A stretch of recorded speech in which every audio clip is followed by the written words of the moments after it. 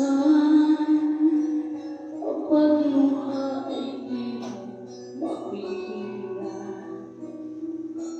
Minsan, nangyayari ang di inaasahan sa buhay mo, sa buhay mo.